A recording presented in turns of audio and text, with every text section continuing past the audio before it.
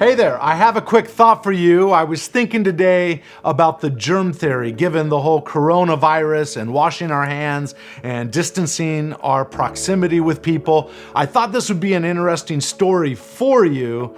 And before I get into the germ theory, and no, this is not about Louis Pasteur, it's an interesting story that many people don't know about that I think you might find interesting. But before we go there, I just wanted to let you know that if you haven't read or you don't own a copy of If You Think You Can, I encourage you to get your own copy. And we've made it really easy for you. We have lowered the price of this book on Amazon and on Apple. The digital version of this book, If You Think You Can, currently is $1, and it'll be $1 for the next 72 hours. So pay attention to the date this video was posted, and you can get a copy of this book for $1. But in the book, before I get into the germ theory, let me just read this to kind of set up my message really quick.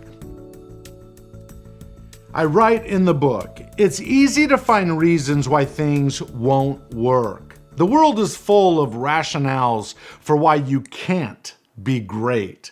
Achievers, however, find the reasons why things will work. For centuries, people commonly believed the earth was at the center of the universe and that the sun revolved around it. Although many great minds disputed this belief, Galileo was the first to prove it false. To do so, he took the leaders of that time to the Tower of San Marco, and with his newly perfected telescope, he showed them his discovery. They, keep this in mind, were threatened by this knowledge because it contradicted their strongly held beliefs. So they became angry and even tortured Galileo to get him to retract his position. Eventually, in February 1633, he did just that. Out of fear for his life, he retracted his beliefs. Well, let me tell you something. This is also true. So that was 1633. But if I take you back to 1841, there's a similar story. You see, Louis Pasteur is kind of known as the person who coined the germ theory, but there were some great leaders and thought leaders back in the time that led up to Louis Pasteur. I don't know if you recognize the name Ignaz Semmelweis. Does that ring a bell? Ignaz Semmelweis was a boss, if you will, a chief resident of many hospitals in Hungary. And he was well known, he was well respected, and he noticed a pattern. He said throughout the city we had two different types of clinics. We had one clinic where we would teach medical students, and as part of those clinics we would work with cadavers, so we would do autopsies. But then we would also have a clinic where we would have midwives, and there would be no cadavers, so no autopsies or anything. So he noticed a difference between the two. In clinic number one, there was a mortality rate of 10%. That means 10% of anybody that went in there likely came out attracted a fever called puerperal fever, and 10% of them died.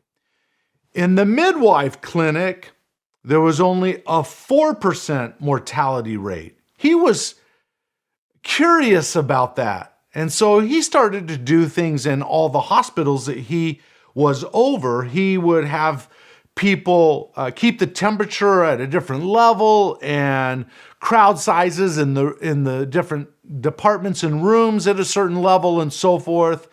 But whatever he tried wouldn't work until one day his good friend and one of the professors that he worked with, Jacob Kalischka, happened to be working with a cadaver. He was doing an autopsy when he accidentally poked his finger, and he kept working with it, didn't think much about it.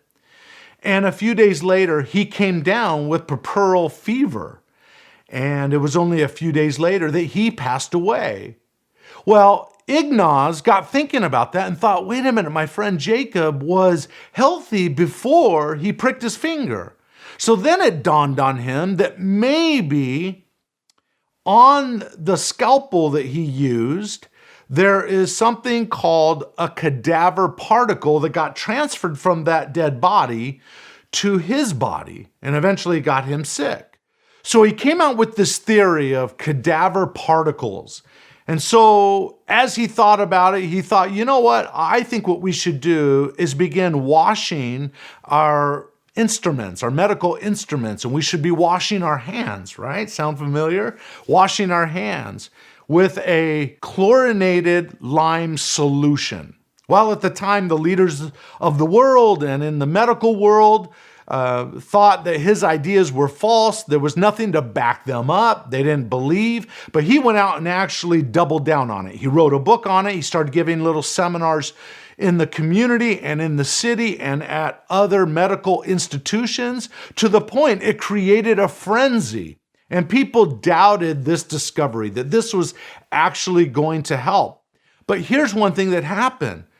When his particular hospitals started washing the instruments and started washing their hands with this chlorine lime solution, guess what? The mortality went below 1%.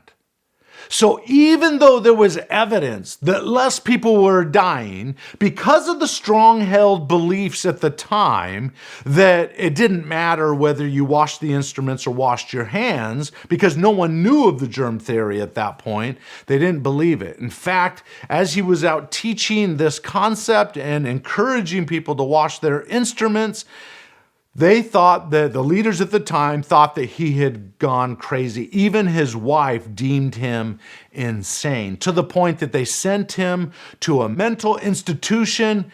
And it was in there, after he got beaten by the guards, he contracted a fever, and he died 14 days later. Isn't that an amazing story? And it was 30 years later that Louis Pasteur took some of that research and coined the phrase, the germ theory. But really, Ignaz Semmelweis was known as a pioneer of the antiseptic procedures of the time, and henceforth, how important it is that we wash our hands, that we keep our proximity to other people at a distance because of particles of the sickness, particles of the, let's say for this example, the coronavirus, particles of that. If it touches you or gets around you, then you run the risk of contracting that particular virus. So just because our heightened awareness is around germs and is around viruses and so forth, I thought it'd be interesting to share this story with you about Ignaz Semmelweis, because we are so blessed by some of these great thinkers of the past, even though many of the leaders at the time didn't believe them. Oh, how we stand on the shoulders of other great thinkers. And so I just want to say to the first responders, to the medical community out there, a lot of demands are going to be put on you, and I just want to express my appreciation for you and for your studies and for your research, and I just want to say you're doing a powerful work, and my heart goes out to you and your families and all the time that you're going to be spending helping many people in the world, particularly where I live in America.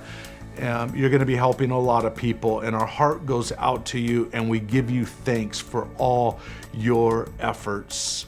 All right, I hope that was an interesting story that might be useful to you. All right, the beginning of the germ theory. All right, go out there, believe in possibilities, and unleash your greatness within. Hey there, thanks for listening. I hope you enjoyed this podcast episode. If you did, could you do me a favor? It would mean the world to me if you could write a simple review or give me a star rating. I would really, and I mean really, appreciate it. Thank you in advance. Now go out there and unleash your greatness within. GreatnessWithin.com